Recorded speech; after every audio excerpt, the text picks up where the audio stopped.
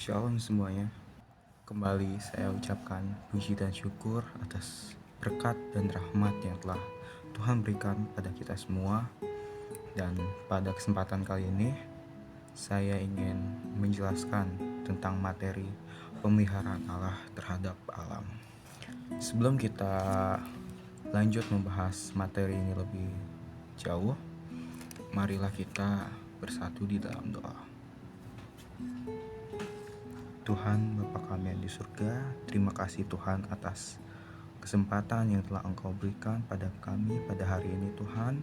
Sebentar kami akan membahas materi tentang pemeliharaan-Mu terhadap alam ya Tuhan.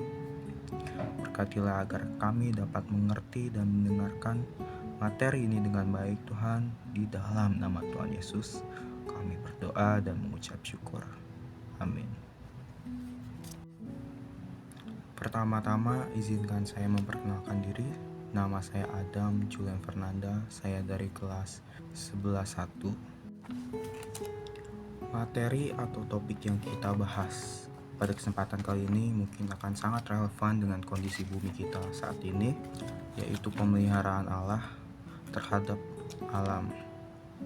Namun perlu kita ingat bahwa alam ciptaannya ini bukan hanya tanggung jawab Allah, namun kita sebagai orang percaya memiliki tanggung jawab yang sama untuk memelihara alam ciptaan Tuhan. Mari kita membuka Alkitab kita di dalam Kejadian 2 ayat 15. Dikatakan Tuhan Allah mengambil manusia itu dan menempatkannya dalam Taman Eden untuk mengusahakan dan memelihara taman itu. Ada dua kata yang harus kita fokuskan, yaitu mengusahakan dan memelihara. Semisal ada seorang teman nih yang meminjamkan rumahnya yang bagus pada kita, pasti kita jaga dan kita rawat kan, gak mungkin kita hancurin. Begitu juga bumi ini di mata Tuhan. Tuhan memberikan bumi ini kepada kita untuk kita manfaatkan, kita usahakan, dan kita pelihara. Bukan kita eksploitasi ataupun kita hancurkan.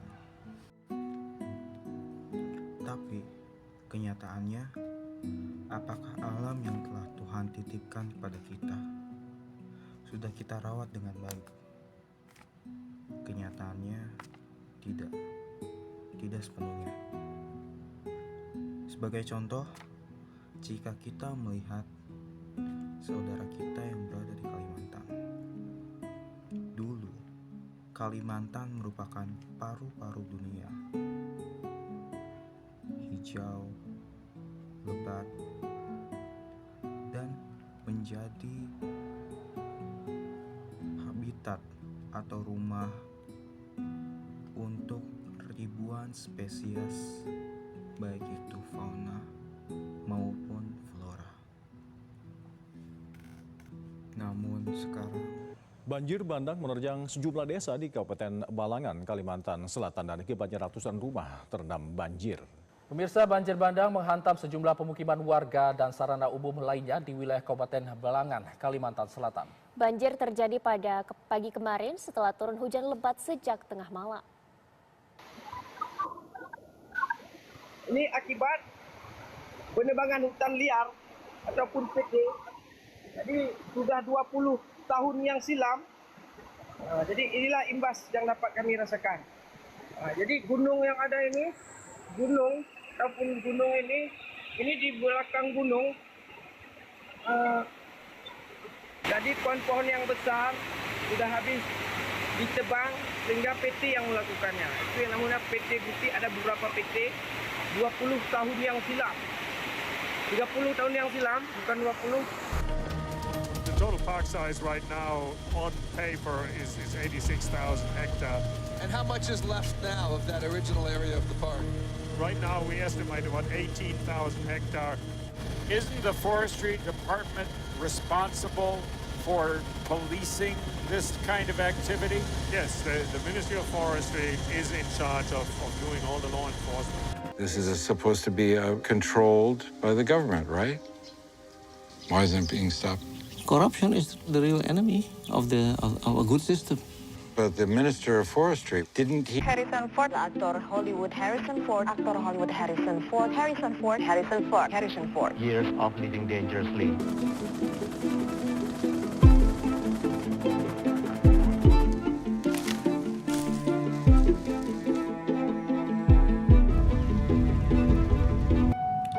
Kejadian tersebut menunjukkan pada kita bahwa alam yang telah Tuhan berikan dan Tuhan titipkan kepada kita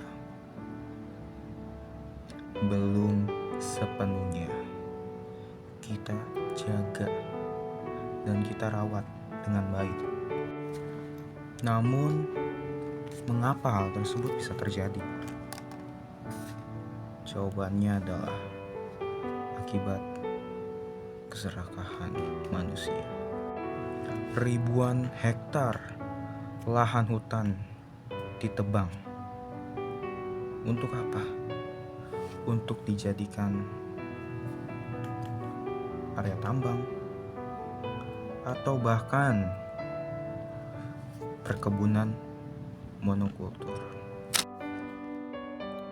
Lalu, apakah sudah terlambat bagi kita untuk mengembalikan kondisi alam ini? Terutama bagi kita untuk mengupayakan dan memelihara alam ciptaan Tuhan. Jawabannya tentu saja tidak. Sebagai remaja Kristen, kita dipanggil oleh Tuhan untuk memelihara alam ini.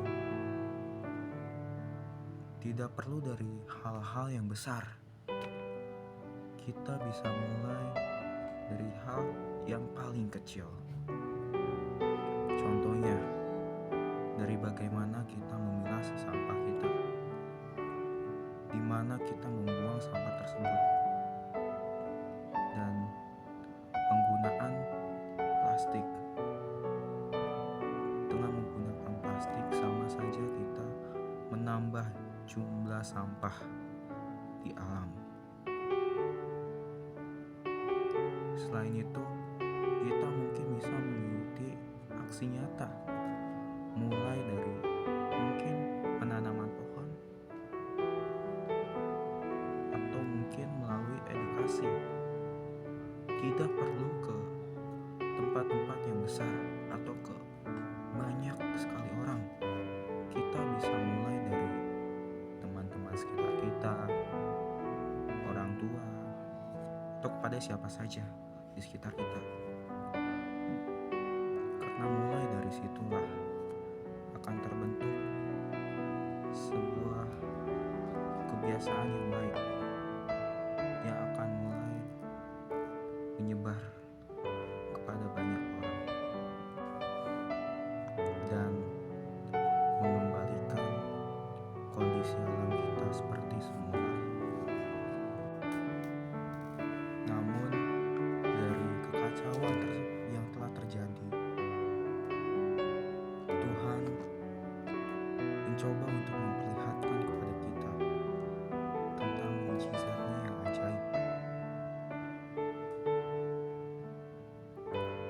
Sebuah kejadian ketika suatu sungai dengan air yang coklat yang membawa banyak sekali lumpur, ranting, bahkan ranting pohon terlihat sangat kacau. Namun, ajaibnya, luapan tersebut adalah cara alam untuk mencuci dirinya sendiri.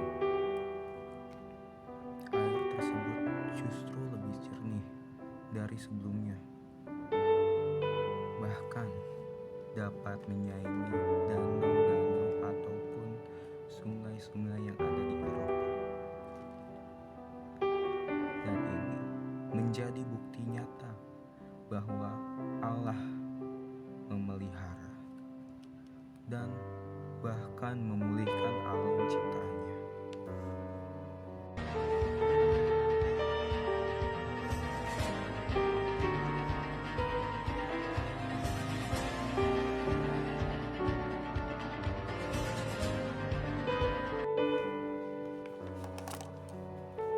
Kesimpulannya, Allah adalah pemelihara yang setia.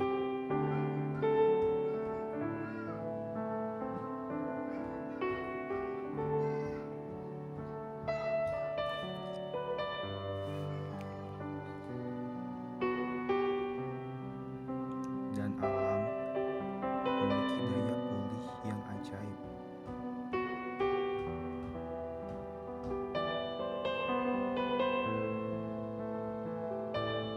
Namun sekali lagi, kita berada di dunia ini adalah sebagai penjaga alam dan bumi yang telah Tuhan titipkan kepada kita. Mari kita bersatu di dalam doa. Tuhan Bapa kami yang di surga, terima kasih atas kesempatan yang telah Engkau berikan, juga atas pengingat Tuhan, agar kami mau merawat dan menjaga alam yang telah Engkau titipkan pada kami. Beri kami kekuatan ya Tuhan, dan kokohkan hati kami, agar kami mau melakukan upaya-upaya yang baik, agar dapat menjaga dan mengupayakan alam ini Tuhan.